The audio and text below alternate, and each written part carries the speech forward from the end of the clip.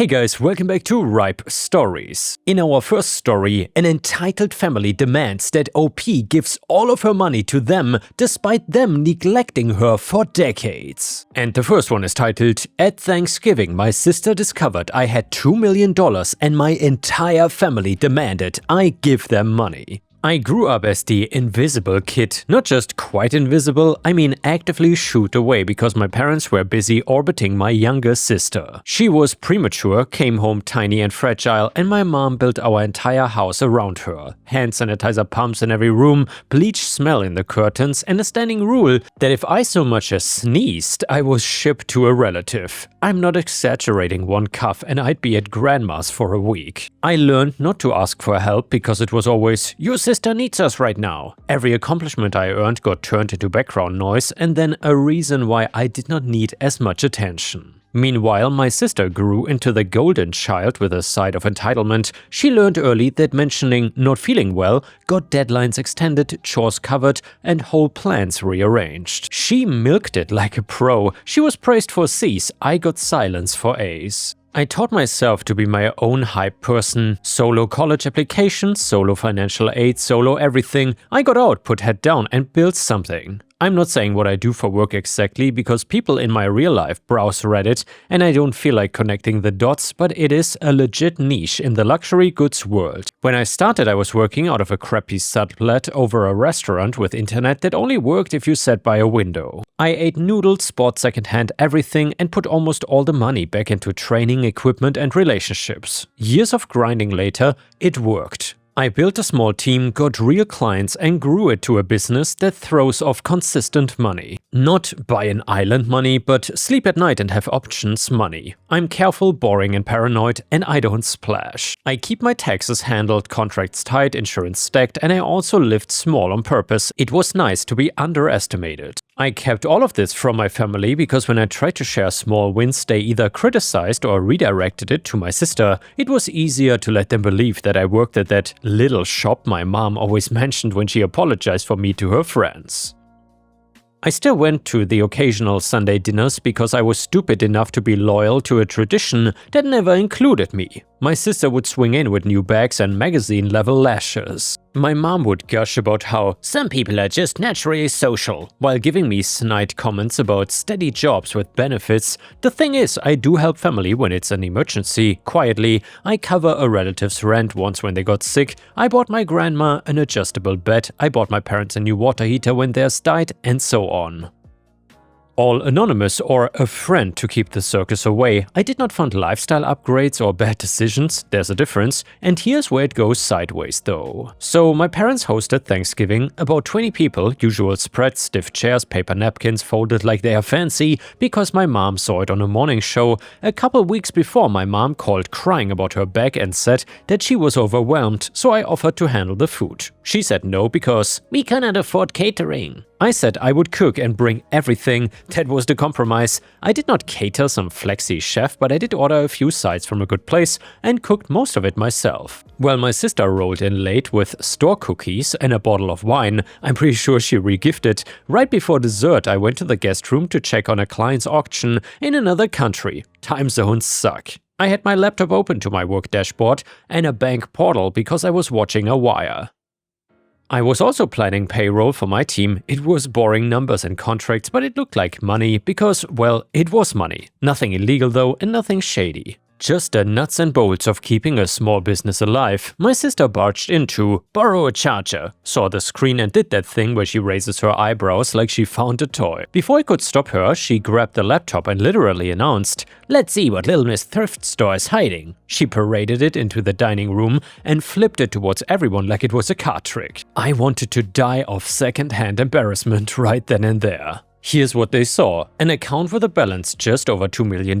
Not all spendable cash, some was earmarked for taxes, payroll, an upcoming equipment purchase and client escrow. Still a big number though. There was also a document open showing a contract with a client for a multi-figure authentication project and a spreadsheet with quarterly projections. It was basically a "please ask me questions and I will explain" basic business invitation, but my family speaks only one language, which is outrage.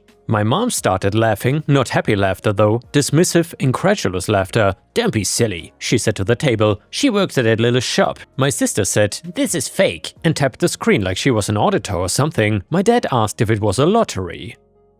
My cousins went dead silent. I don't love being the center of attention, but I'm not ashamed of my work. I said calmly that I don't work at a little shop, I run a small business, it is legitimate, and yes, I have done well. I added that I keep things private because people get weird about money. Everyone got weird about money. The next hour turned into a panel on my supposed moral failure, and it escalated fast.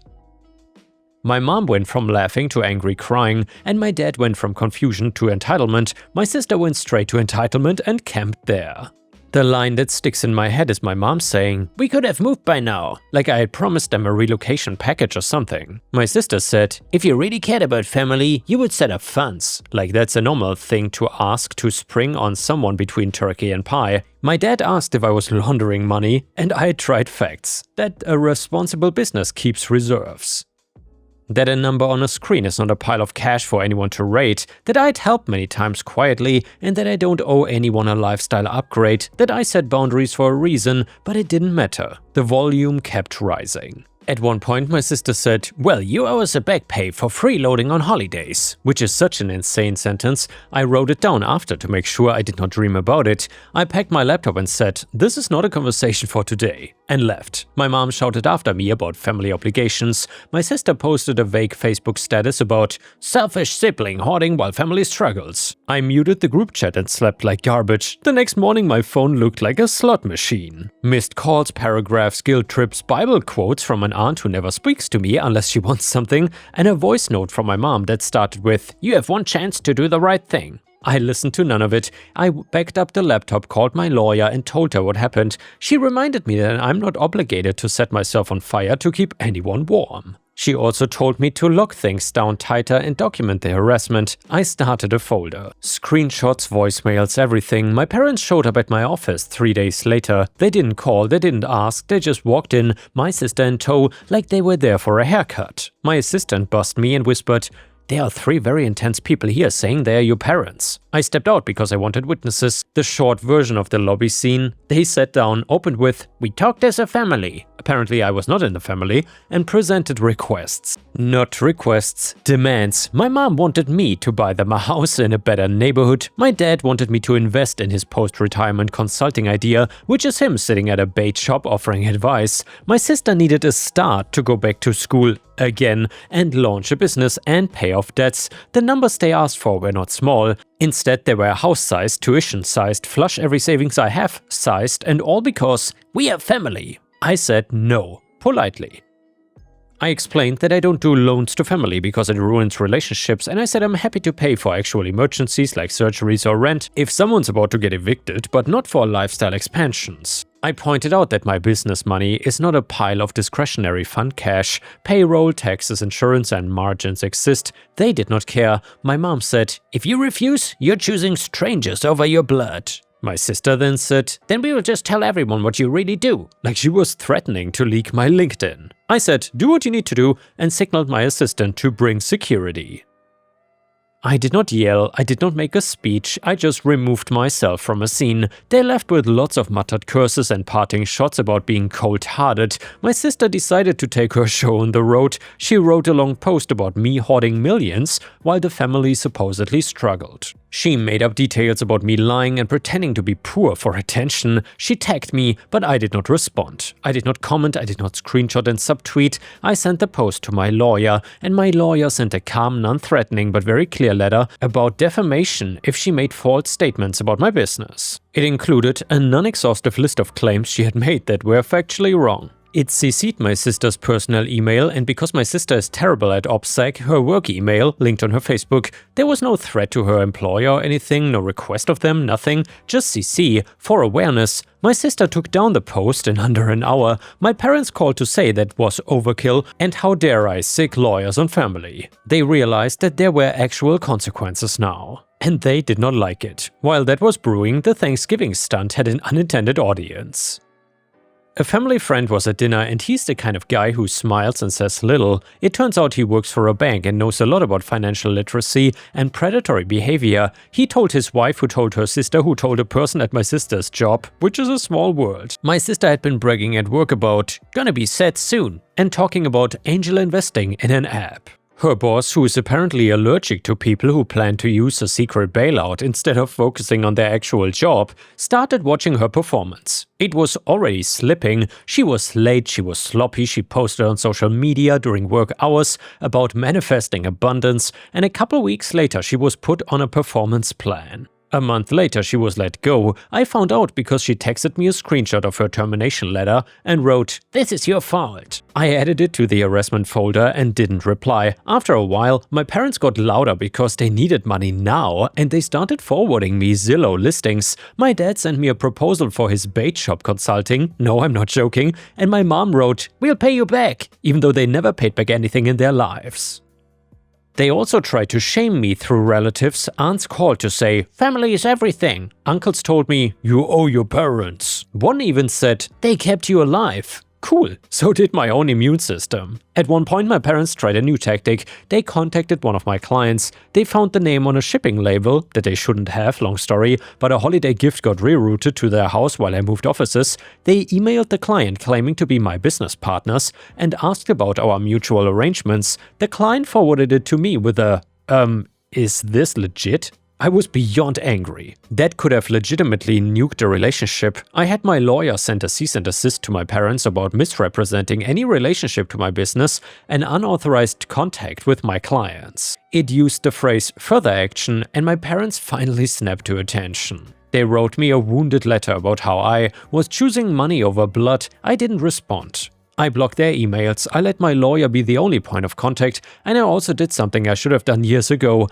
I went no contact. Not low contact, not take a break, just full stop. I wrote one final message through my lawyer. It said I'm stepping back indefinitely for my mental health. It reiterated the harassment clause. It said any attempts to contact me outside emergencies would be ignored, and it also said that anyone contacting my clients would trigger legal action. Then I changed numbers, moved and told building security to turn away anyone not on a list. Silence is a beautiful thing when you didn't grow up with any. And yes, my life improved, not instantly, but the first week felt weirdly empty. No buzzing phone, no low-level dread, no rehearsing boundaries in the car before showing up to get insulted over dinner. I filled the time with actual life. I slept better, I took my team out for a small celebration and gave everyone a bonus I'd been sitting on because I'm cautious to a fault. We ate good food, nobody guilted me for ordering dessert, and nobody compared me to a sibling.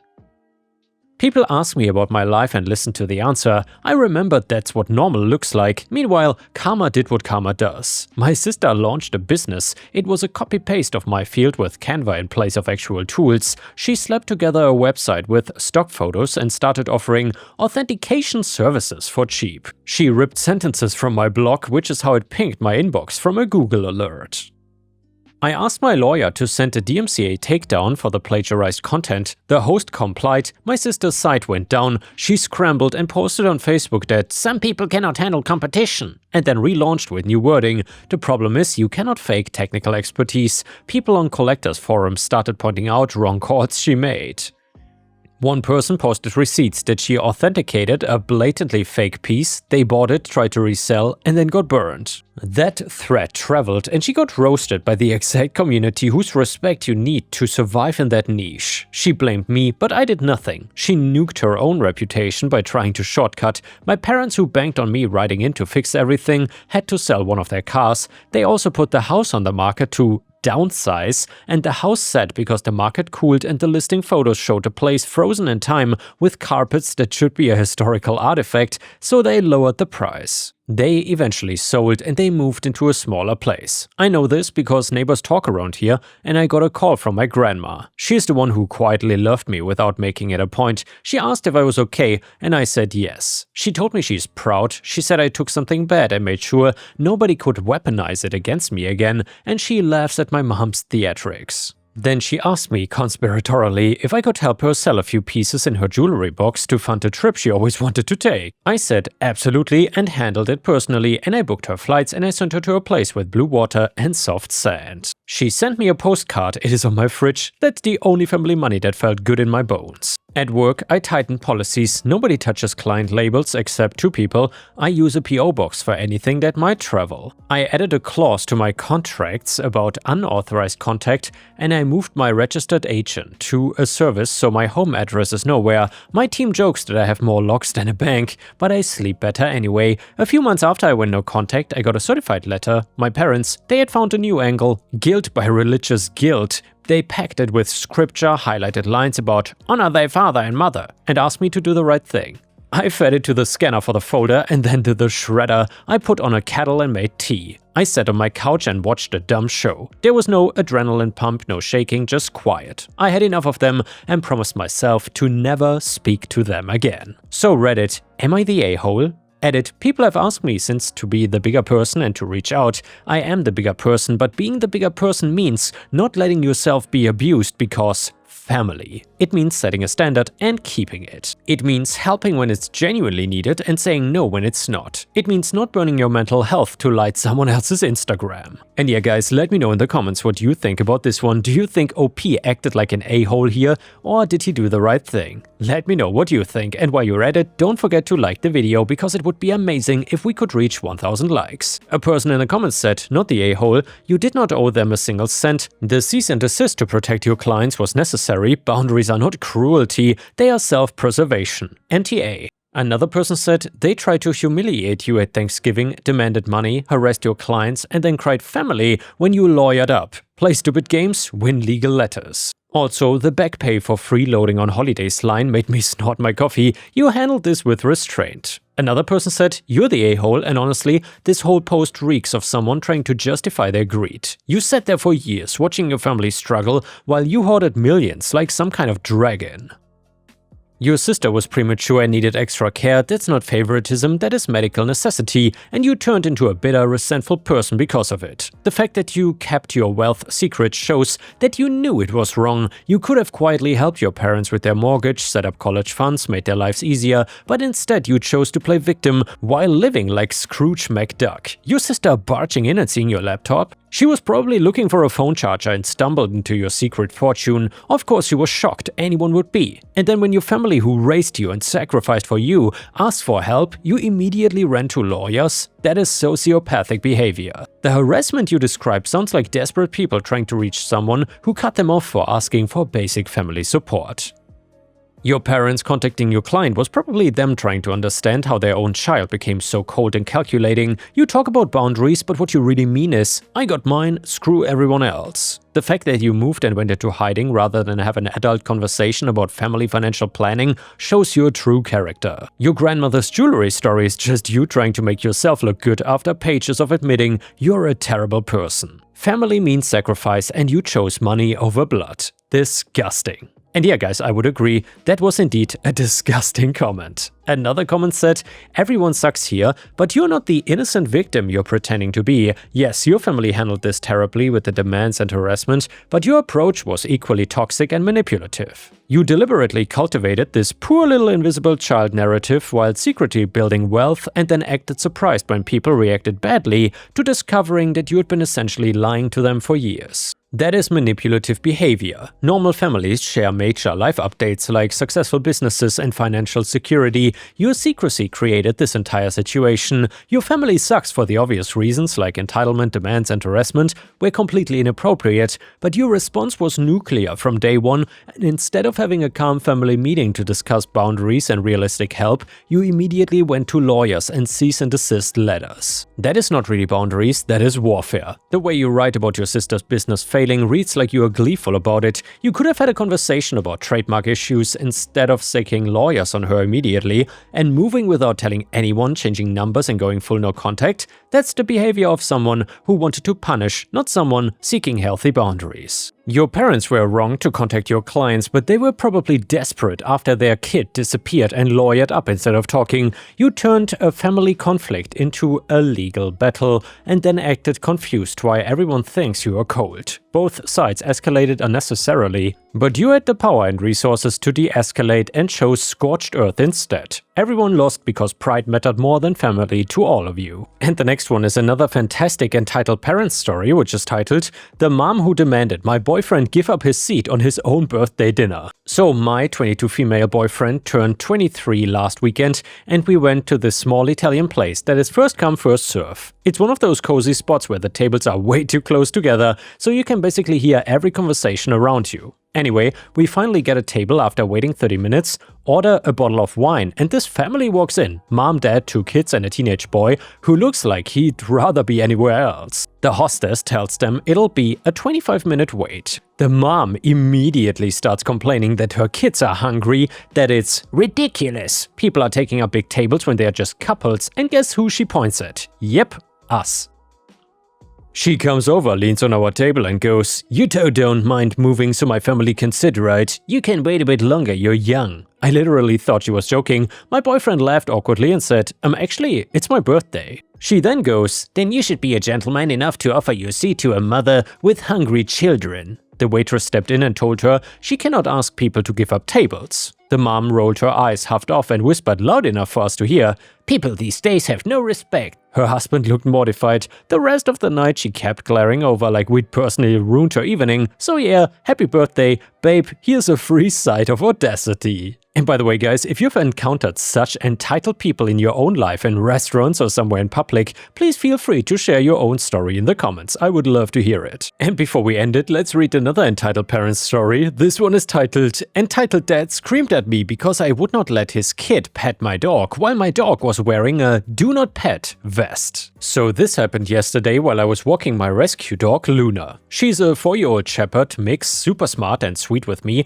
but she's nervous around strangers, especially sudden movements or loud voices. I've been working with a trainer and she wears a bright red "do not pet" in training vest every time we go out. We were in a quiet neighborhood park and Luna was sniffing the grass while we practiced recall. Out of nowhere, I hear this man say, "Go ahead, honey, go pet the dog." And this little girl, maybe 6, starts running straight towards Luna. I immediately said, "Please don't!" and stepped in front of Luna. The dad rolls his eyes and goes, "She just wanna say hi, she loves dogs." I said, "I'm sorry, she's not comfortable being touched." He scoffs and says, "You shouldn't bring her out in public if she's aggressive." At this point, Luna is just sitting behind me, calm but tense, tail tucked. I told him, "She's not aggressive, she's just in training, that's what the vest is for." Then he yells, "She'll never get better if you don't let people pet her. You're the reason dogs end up mean." Like, what? I literally train her daily and take every precaution. I told him, "I'm protecting both your kid and my dog, please leave us alone."